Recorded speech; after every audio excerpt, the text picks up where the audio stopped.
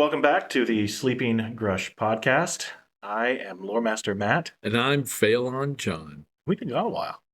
We have. You know what? Interesting about that. I've been listening to the podcast again. We say that at the beginning of every podcast. Isn't that funny? Because we haven't been able to manage to get them like once a week for a long time. So. Right. Yeah, because we are so a lot of things, but punctual is not one of them. Consistent. Yeah. We're on time today, but just not, roughly. You guys are listening to this at your own time, so yeah, it doesn't matter, whatever right? you want. I'm sitting there listening to one. It's like, hey, we're recording this the day after Christmas. What? So it's nuts. It's just listen to it whenever. Well, and our producer Jager, the magnificent down there, in all of his glory, was just reminding me that we've been at this for a year now. Yeah, sure. Right? Yeah. So this is podcast number 22, did you just say, for the countdown? It should be 52, but it's not. That's what we say. Least, right? We're back, finally. Yeah.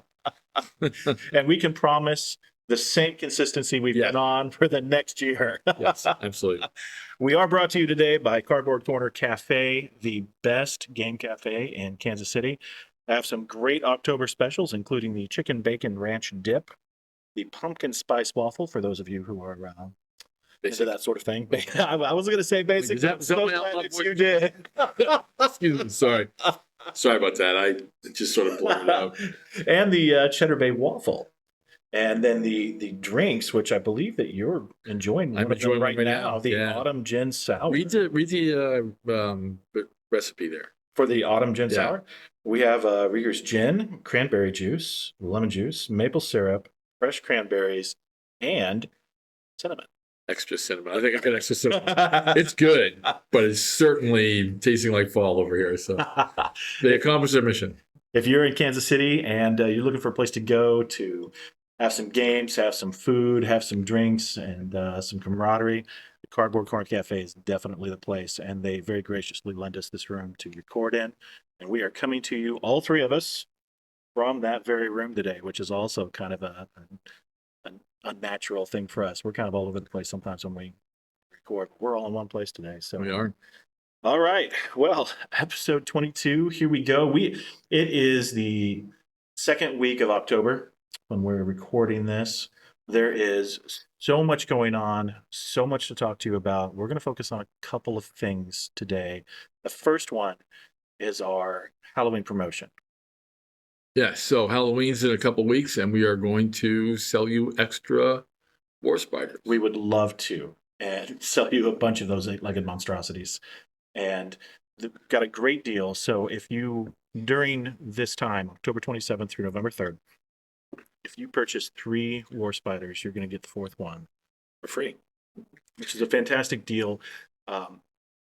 Those of you who are playing our scenarios, you know that if you're playing like Into the Ruins, if you're playing The Nest, if you're playing a brand new scenario that we're about to drop on you called Skittering in the Dark, that you need not 1 war spider, not 2 war spiders, but a bunch, multiple war spiders. Yeah. And this is a great way to build up that force, to play those scenarios, which are a lot of fun, completely chaotic. Will give you a run for your money. You're playing against an NPC monster force there. They're a lot of fun. And we're going to drop it may even be dropped by the time that you're listening to the Skittering in the Dark. In the story. The story is coming in the scenario packet. There's a story coming with it. So a new piece of fiction to consume and this great new scenario that we've come up with, all for the Halloween season. And it's going to be a lot of fun. And once again, Matt has written a story about Falcar. Yeah. It's not bothering me. It's fine. Well, I shouldn't. So I'm not hurt. I didn't take any liberties. I'm just building on the shoulders of giants. I had thought about it too. I really enjoyed it. I'm giving Matt a little bit of a hard time, but I thought the story is excellent. I'm looking forward to hearing people's comments about it because it's really, really good. It goes along with the scenario. And the scenario is themed to both Halloween and getting a bunch of war spiders on the table. A couple of observations about it, though. I've been listening back to the podcast where Matt and I were talking about before we started recording. And I listened to the one where the episode where we had Matt Green. Oh, yeah. We need to have him back. We do. That was a great episode. But we talked about production, and we talked about sculpting and molding and casting the models and producing them. and how we're trying to drive down the number of pieces. And of course, the War Spider is famous in the pantheon of all the metal models we made because the metal version was 11 pieces, and it was a challenge for even those of us who routinely make metal models or assemble metal models. A challenging model to make, and if you're not familiar with metal or the building of models, it was too much. It was rough. It was too much. Although I feel the pain of all our customers. I built 10 of them now. The metal version, right? The plastic version is a single piece. Yeah, it's beautiful. Yeah, it's awesome. I have 7 of the metal ones under my belt, and it's amazing just to take off the packaging and there it use is. your plastic War Spider. Throw it to somebody and put it on their shoulder, whatever. So I have 3 of the plastic ones on my paint table right now. Nice. Now the new ones, and it's such a joy because I don't mind making models like we were talking about me making one earlier. But I'm not the biggest fan of making a whole bunch at once. Right. And but I'm an outlier. The typical customers, the less is more there. So, and this allows you, like Matt said, to get into these scenarios where you need a bunch. The 3-for-1 sale can be done, individually, or your crew can get together and say, we're gonna pitch in and split these up. Yeah, I'll get them for cheaper and maybe buy 2 a piece for 4 people or whatever you're doing, and get a couple for a lot less money. So that and you have this other Halloween scenario, and if the scenario is be enjoyed, it's as scary as the story is. Yes, very well done. I did have a thought about it though. There's another Falcaran freeband featuring a piece of fiction. Where we don't really highlight it too much because the villains are a free band we don't sell yet. Yeah. Right, you know what I'm talking about? Yep. But I'm thinking that maybe we revise that to make it the same crew. Oh, that'd be a lot of fun. I'm not tied to that set of names, and I really like what you did with the relationships and the free band and the story you wrote. So I'm gonna go connect you to that story again and say, hey, what if we just made this the same group and followed their career? Yeah, that'd be a lot of fun. You and I alternated writing about them. Yeah. Which means I'm next, so hands off. Alternated writing about them, and had them feature in some of these stories where, it's essentially a Falcaran starter box. It's not exactly. But it is in the story I wrote, it is. It's exactly with 6 models, 6 characters. So I think we could do that too. Kind of fun. Yeah. So I think that'd be a lot of fun. Yeah. Because that's really the feel I was going for was a starter box kind of force, but one of those starter box models would have been very useless in the place that they are. Right. So I really couldn't figure out how to put them in there and make them useful in any way. So a Fiddler Swordsman instead of a Pikeman. Yes. Right. Now we can make that switch in the other story too. Sure. Right? That's really easy. They're not who they are. Gear wise, fighting style wise, is not important to the story. The relationship between the close knit free bands was important. Right. And it's interesting that that story's got a fun relationship issue between the Blade Sister and the Fire Wizard. Let's do it again. Let's make it those same 2 people. Right. So we'll just change the names and it'll be the same crew. I'm looking forward to match it up. That'll be a lot of fun. But anyway, so we have a Halloween promotion running the 4 days around the Halloween holiday. Buy 3 War Spiders and whatever else and get a 4th War Spider free. That's awesome. Fantastic. Right. So when is it's hard. The podcast, you're listening to it, so it doesn't matter. Right. But relative to the Halloween set, when is the story going to hit? The scenario going to hit? I'd like to put it up this week. I was going to talk to you after we're done here. Well before. Okay, it so it'll be out well before. Oh yeah. So you can read and look at the scenario before you make your next. Yeah, because one of the things we'd like to do, one of the things we're going to do here in Kansas City for sure, we started running a group game every 2 weeks, right? So every other week we're running a group game, an encounter or a Borax Horde or something of that sort. So we definitely want to run this new scenario, Skitter in the Dark, during one of those times. Right. Around Halloween, doesn't have to be on The Tuesday before. Right, yeah. Right, it's not Thursday. So what we want to do is we want to get this into your guys' hands soon. so that you can start It's the same planning thing. and do something very similar, because group games are a lot of fun. I find that as it gets cooler outside, you want to be cozy, everybody gets together, they have a warm drink or, something to warm your insides and, sit around and throw some dice together. I find wintertime's a much more fun time for these group games, everybody getting around a table and rolling dice. And it's a perfect time and scenario for that. Sounds good. It does. All right, our second big topic today, speaking of autumn, changes in the air. And we have a lot We have of the best change. segues. Listening back to the podcast episodes, I mean, just, the segues are nuts. Some are really effective, some are what? That doesn't connect to anything. What are we doing? Somewhere, That was well somewhere done. in my mind. Changes in the air. So Changes in the air. We have just a ton of stuff going on at DGS Games. always. There is, we always do. You're right. There's a lot of stuff going on in the background, but it seems like right now there's a lot of just big things going on. There's a lot of big moves that we're in the process of making or getting ready to make. There's new games afoot. There's whole new worlds afoot. There's so much cool stuff that's going on. But one of the big things that's going on right now is a streamlining of the freeblades rules. And while we don't want to get into specifics of that today, what we want to do is talk about, I think, how that came about, and how we're going about that. And John, obviously, you are, as the head of the design team, perfectly placed to talk about Nominal head. Well, If you ask Jeff and Colin, no. If you ask me, it's a benign dictatorship. Yes, I'm not like that. The first thing I'll say there is we have opened a new page on the website for the designer's blog. There's a tab called blog on there. You click on that, you get my blog. That is where we'll talk the details of mechanics. Right. That's not what we're going to do in this episode. No. Okay. No. Partly because they're not done.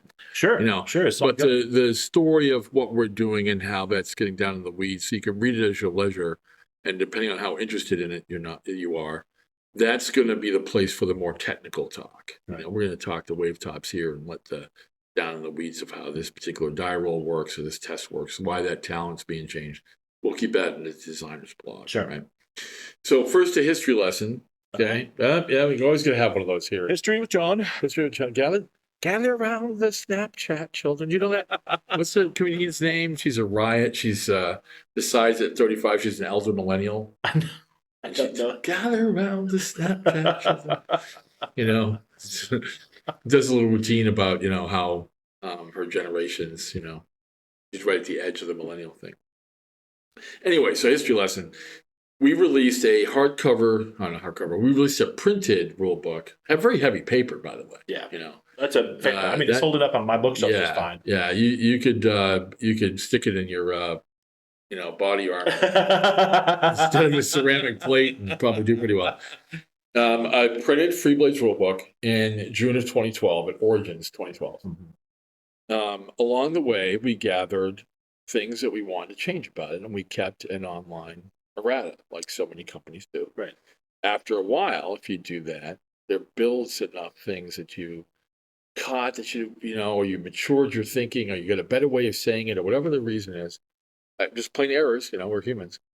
Those things gather up, and now you've got.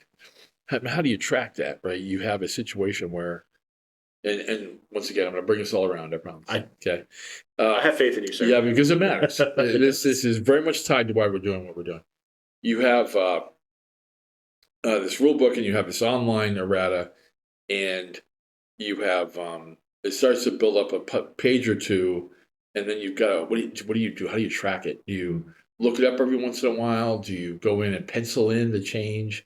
In your written rule book, So we also have, as we release more models, we had the original talent list and the original campaign tables in the printed rule book. But as models start to be added to the game, their talents should be available for people to pick up as skill ups. Right. When they advance in a campaign and based on experience, they're not incorporated into the table. So we hit on the idea of the freeblades companion, meaning you had your printed rule book, and then you had this other thing that was a free download that took care of updating the advancement tables and was the place to find your errata. Right. And you only needed these two products. That's how we touted it. You need these two things. It got to be where that was, getting to be half the size of the rule book, right? Right. Because we added more factions and more Sure. models and more scenarios and more detail to certain things. So then we hit on the idea of the living rule book, which we, instead of printing it, you would acquire it as a download. Because it was a PDF, we did it as where it's hyperlinked, right? The index, the table of contents, and keywords are all hyperlinked to each other. So you can encounter the word Perry on a page, or as part of a model stats, and it would be blue, and you'd click on it, and it would take you to the Perry rule. And then you can have your, but it is. It's also relatively easy. Yeah. It's not easy like it just happens overnight. You just press a button and it happens. You have to do a little bit of work to link those things, especially the first time. Right. But it is so easy relative to the overall layout and design of a PDF. It's kind of criminal if you're producing a PDF and you're not doing it for your family. I just haven't been on the other side of that curtain. I just don't understand. I was in a new PDF rule book for a game that I played that isn't one of ours, and at least they had the chapter outline, as a talking about Yep. as bookmarks on the right hand side of the Yep. of the PDF screen, so you could jump around inside the major headers of the table of contents on the outline structure on the right. That's nice of them. The individual things weren't hyperlinked, but at least that much was done. Sure.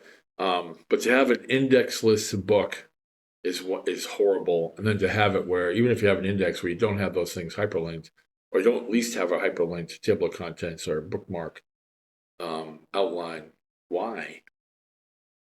It's not that much of an extra step given all the layout work you're doing to produce the thing in the first place. You just don't like your customers very much. Well, we don't go and advise people to do it because we want to be the people that do it, so you can so you'll like us more or whatever. So we have that. So we've had the living rule book for several years now. You buy it once, $10. Absolutely a bargain considering the work that goes into an individual preparation of a living rule book. So it's a steal at 10, right? For us, it's just as much work as any $60 hardcover rule book you're going to buy. The amount of work we do is the same, Right. The printing part is, what you pay for when you go and buy those books. Or you can get it for free, as a lot of people do when you take a demo at a convention. Right. And once you have it, you get all the updates for free. Only people in the industry doing that. Yeah. Absolutely only people in the industry doing that. So we're very pleased with that. But made us lazy. Without us knowing it, we kind of became lazy in that because it's an online product, because it's a PDF, a digital product, digital document. Who cares how many pages it is? Right. They're all hyperlinked. You're not having to flip through them. If you want to find out what Perry is and you're on a page where the word Perry occurs, so you slide over to the outline, jump back to the index. Nobody's making you flip through all the pages. So page count, and we're not printing it, so the page count wasn't important, right? And so we would learn if something that we wanted to clarify, change, whatever, because of errata. That the next version that would come out, that would go in there in magenta. The color of the text would be magenta, and we'd have a what's new section up front, and that would tell you what's coming in this particular update to the living rule book, what was new.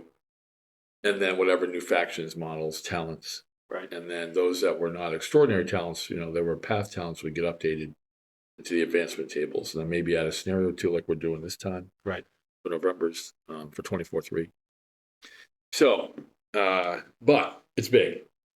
And it's got a lot of moving parts. Yep. And another thing occurred along the way in that we have added words to talents and other rule sections to try to clarify them for players by just adding.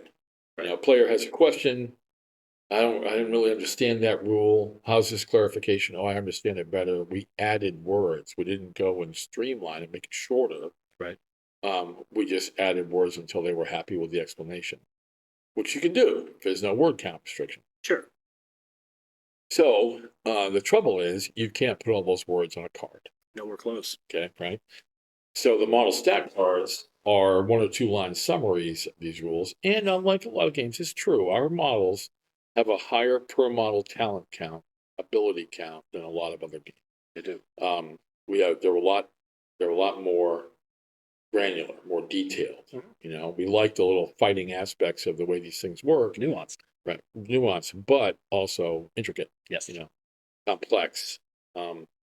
Complexity is kind of not exactly the right concept there because these things aren't individually difficult to understand.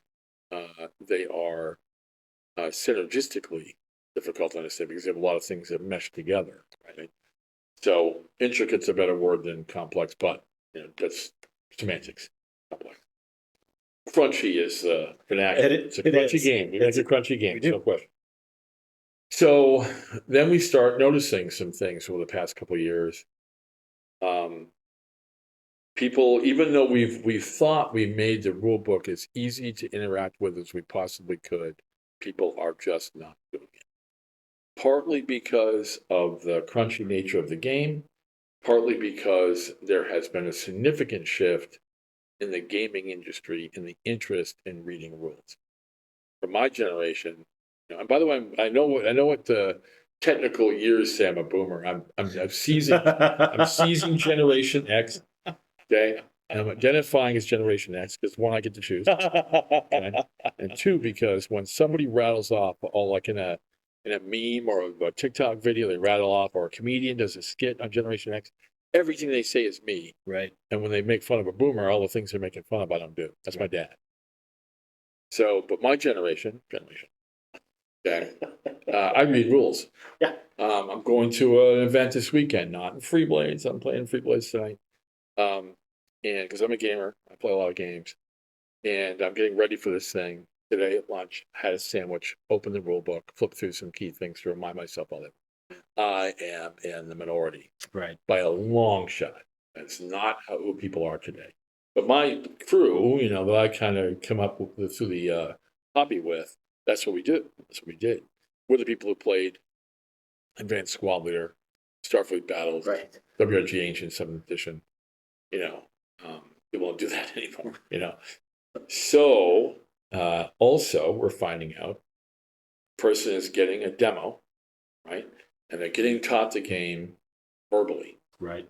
Right? And they think they understand the basics from a verbal interaction with the person who gave the demo. They're going back and teaching their local play group verbally. So it may be that you are playing a game, never met one of us, and have never read the rule book. Right. It's common. It's like a game of telephone. It is. Yeah. Yeah. And the rumor at the end doesn't look like any rules we wrote. Okay?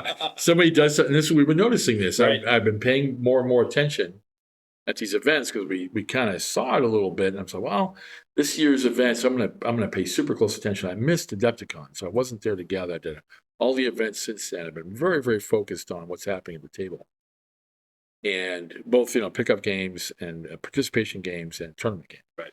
All those situations.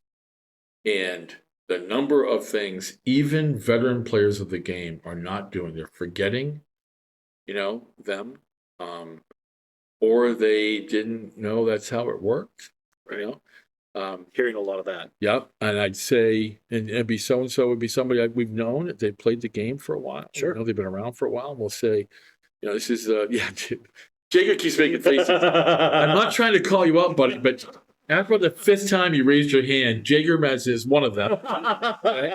I tried to defend you. I did. He's absolutely one of them, but which is good. He's, you know, I mean, self-awareness is key, right? And this is one of the ways that we recognize this problem. It's not just something that we're seeing. We're talking to these players. You know, Yeah. This is not a secret or anything. No. This is something we've been doing some deep investigation into. And because we want it to be better. Because we want it to be Right. better. That's Yeah. right. And, you know, Jager's a coin holder, right?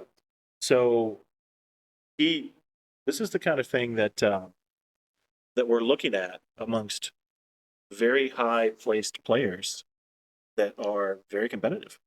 Yeah, well, it's less about the competition than about the experience. Right. You know, the player's been playing for a long time, incorrectly. And so, what can we do to fix? We're not going to make it their birth. That is the number one thing we're going to do. Exactly. It's not their fault. Let's be clear about that, because I think that's the best thing that comes out of this. Yeah. Is that we recognize that all the things that led up to this little breakdown. Yeah. We want to make it better. We're not pointing fingers. No. Blame. We're talking about where we're getting the information from, but Right. we're not trying to point fingers. You know, Right. if people don't want to read long rule books, let's not have Let's not have long rule books. That's you right. know, That's it's not like you should do this because I did it back in the friggin' war. No, okay, no, it's not what we're going to do. We're going to give you the game that you want to play. That's right. Right, and importantly, we're going to give people the game who want to play it who aren't playing it yet. That's right. Because it might be that we have a lot of people that are not playing freeblades because it's the way it is. Yeah. We don't know that for sure, but it's probably true. It's hard to get hard data on that. I'll tell you back. I know it's true. How true is it? I don't know, John. How true is it? You know, you have. Are we missing a handful of players? Are we missing 1,000 players? We don't know. You know, so we're going to go find out. So that's the genesis of the conversation here. Yeah. The streamlining project, we call it, is these observations. So we start asking questions. Okay, you forgot a rule, right? Why did you forget that rule? Didn't know it was in there. Okay. And we start asking questions about rules you don't like, rules you find hard to teach someone else, Yes. and rules you constantly forget, right? Now, if we have a rule that people forget a lot, and it's not important, get rid of it. Right. Get rid of it. Okay, right? Why does it need to stick around? Why do you stick around? It doesn't, you know, you need to be, you know, not attached to that as a designer, right? I got to be like, oh, I love that rule. They don't like it. But no, you got to let it go. Okay. If they're forgetting it and its core, the system's not working properly without it, and you need to keep it, you got to redo how you do it, right? You got to redo how you do it. So these are some really important conversations when we're still having them. Yeah. You know, what do we find that we're forgetting? What do we don't like? We just hate that rule. It just doesn't make sense to me. Chris, I'm going to call some people out. Chris Smith, I lost a follower. My leader ran, you know, situation, right? He hates that. And these are, you know, we can't please every single person. So somebody could say, I hate rule X, and it happens to be the thing the entire system is built on. Right. Sorry, you know, I can't help you, you know. But we can still take a look at it. Maybe we can do it differently, but we're not going to get rid of it. And so the interesting thing about all that is there's trends, right? You start to gather information on what your players are forgetting, what your players are not liking, what your players are finding hard to convey to a new player, which that last one's really kind Very of important. really indicative too. Yeah. Right? It shows you what's not resonating with this generation, the upcoming generation, current generation of gamers, Right. not mine. Right. Not X, some letter after X. So what we're doing now is taking that information and looking at structures and ways of doing business to streamline the rules, to make it easier to remember, to get rid of chat, Chrome, it's called in our business. You know, those things that are attached to the game to kind of add flavor and color that aren't vital. Some of them we want because they're really important to kind of telling the story of Phelan, and some like, we can leave that alone. Yeah. You know?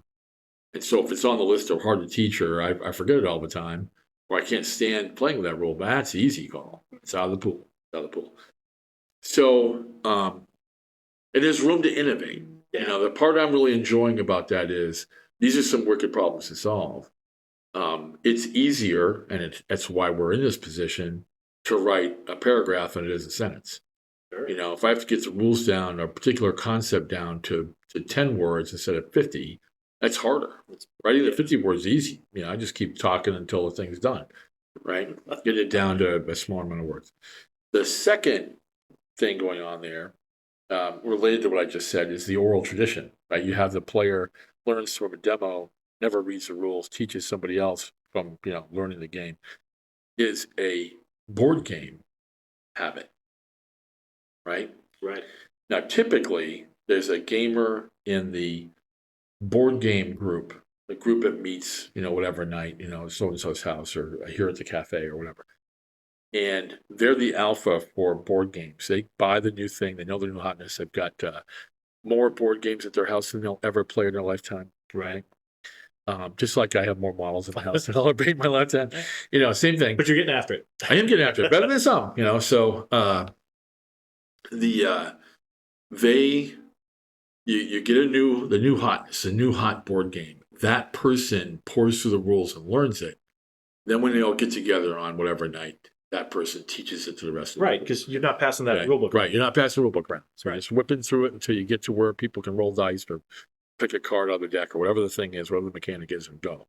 Okay. Mm-hmm. Now, the difference we have is that person is often not reading the rule book. They're teaching the rest of the crew, but they're teaching off of a verbal instruction from a demo giver. Right. And the intermediate step of going back and looking at the rule book doesn't happen. Not all the time, sometimes. Right. So we need to make that easier to do. Okay. Also, this is all these things happening simultaneously, right? Because if we're gonna do this, we're gonna do it right. We're gonna do it right, and comprehensively. That's right. Yeah. So we want to re-enter distribution with freeblades. That's right. We were in distribution for a long time. We left it for a lot of reasons. We'll go into another podcast if we hate you, but you don't want to hear it. Really. And to do that, we have to change the way and the way we're packaged and the way we present ourselves in a retail space. We need a rule book. We do need a rule book. We attempted this with the Learn to Play experiment, but the Learn to Play is a set of rules that aren't freeblades. It is a freeblades-like experience, right, with no taste. So and it didn't catch on. What people want is, I want that stepping stone, but I don't want to not learn freeblades. Right. But the retailer is saying, I want a rule book on the shelf. Yes. Okay, well, we can't put a 200-page rule book on the shelf. No one can do that. We already don't want a 200-page rule book, right? From all these other considerations we just talked about. So there needs to be a core that's relatively short, 32 pages-ish. Okay, that's kind of the benchmark. War Crow's 48. There's fluff in there, and there's some other things. I'm aiming for 32, probably land on 48, but we'll see. But if you look at the Freeblades rulebook, you're not even getting to rules for the first 24, 30 pages. Right. You have intro material because we could. Yep. There was no cost in doing that to anybody. And so to make a core rulebook that you can print and have those core rules be identical inside the living rulebook, because one of the most important things we're going to say tonight is, we told you we had a living rule book. Most of the people that are listening to this that were already Freeblades players, when they heard my voice come on this podcast, were told at some point, you will never pay for the updates to your Freeblades rulebook. That's right. We are going to keep that promise. Absolutely. You might also want to buy the paper copy. Yes. Right? But you don't have to. So the core rules that go into the 2-player starter set in the future, okay, that set of core rules is going to be the same set of core rules in the continuation of the living rulebook, which will be comprehensive. Right. Okay. Shorter.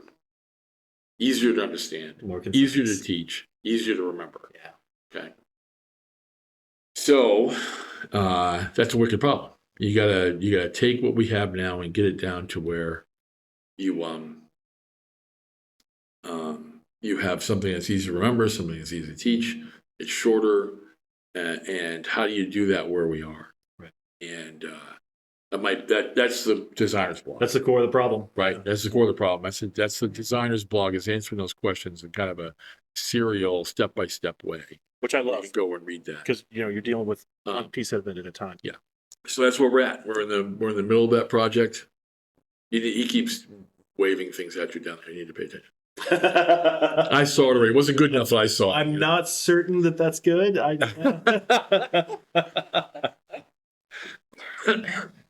Our magnificent producer, Jager, who never saw a rule he didn't like to forget.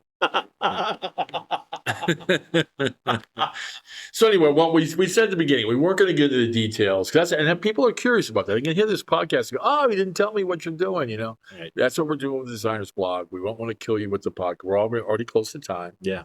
And we don't want to have it go super long. Now we are going to talk about in the Designers Blog how we're going to go about it. And obviously, this is not the last time we're going to No, broach we'll this talk about it here subject on too. the Yeah, podcast. and we'll get we should get Colin and Jeff, as guests. We Talk absolutely should. about because we split the work. Yeah. Yeah. There's 3 big brains on this. 2. And we'll let you guess where the other one is. Who's the odd man out? We'll let you guys. In fact, there's a survey. Use the Discord channel to tell us what you think. No, it's a great team. I'm very pleased to be working on it, and we've split the work up. And so, for example, we're not going to take allies the same way. It's a new way of building lists. The rules, the cards have to be designed such that they're backwards right now from every other card and every other game. Right. Our cards are summaries of the rules instead of the rules being summaries of the cards. And in order to fit them on there, a whole bunch of things have to be done. The use of icons, use of common talents being in the rule book and not on the cards, but the keywords there, to still have a tarot-sized card and have them be better, have them have better coverage of the actual rule is a challenge. And so there's a bunch of different work there. The new core mechanic that is solving a bunch of these problems simultaneously, that's my baby. But those guys are doing incredibly important work alongside them. We're going to bring it all together here soon and really, shock the system because, and I will tell you, we did a version of it at JonCon. Yep. Yep. And the other thing we're doing is making sure these 2 systems match between Unshadowed Streets. What is that? Unshadowed Streets and freeblades. Name drop. The skirmish game in our new world. So we're going to have 2 worlds going because what I don't have to do. That's true. That's true. I often find myself bored. Yeah. On any given. Oh yeah, that's not enough to DGS work. Let's make a whole new world. Mm-hmm. So but like I said, the details of this we're going to put in the Designers Blog. And we'll come back when we know more. We're not even to alpha playtest yet. Right. So it's a little premature. We know we want to give you a 2-player starter with a rule book in it. That's the same game that you play with a living rule book. We know we're going to continue to give you a living rule book updates for free if you bought it or got a demo sometime. We know that we want to re-enter distribution. We know we want to change the cards so that you have the rules of the cards are all there and you're not missing something because it's just a summary. We want to make better use of icons, to simplify some of this and get rid of some of the words. There's a whole host of things we're doing. And we've played some versions of it, and to me, they're better. They're absolutely better than I just played last week. I played Jacob in a game I really enjoyed of current freeblades, not using the new theory we're working on. And I really, really enjoyed myself. And I'm going to really, really enjoy myself, but the new way, because this is still tiered dice. It's still, I'm still playing Dark Robe Demons. I'm still, casting case on his shoulder here. We're just going to have some mechanical things that make it easier to remember. And those folks that came out of JonCon, and unfortunately I wasn't able to attend, but those that came out of JonCon spoke very positively of what went down there. Yeah. So I know that they were pretty happy. Yeah. I think that Jake is one of them. Our magnificent producer is shaking his head yes. Yeah, absolutely. And I think that once people see what's going down and they get a hold of what you guys are doing, it's change. Change scares some people. Change is always difficult. I would just submit to you, relax. Read the Designer's Blog. Be a play tester if you have some concerns and make sure that the things turn out right. Yeah. But just going out there and saying, I've heard a rumor about what they're doing and I hate it. Okay. I can't do anything about that. Right. Just, and be patient with it. Yeah. Well, what would we have left if we got to the unconstructed part of Discord? Jeez. So, yeah. Well, that's good news. That's some exciting stuff. It's a lot of me talking. We need to get another podcast, where we have we get some other people on here, some guests, and start having some interplay, talking about some of the details. We'll do that too. We'll get that coming down. But, big things in the wind, and, we're going to hear it from the horse's mouth. Horses. Yeah, whatever. Something. Something, One of the right. ends. Yeah. But it's better to squash rumors and things like that because a lot of people talk, and this is what we're doing. Right. What you just described is why these things are coming, and kind of a glimpse behind the curtain as to what's going on. Yeah. Tiered dice isn't going away. You're still going to get your living rule book for free.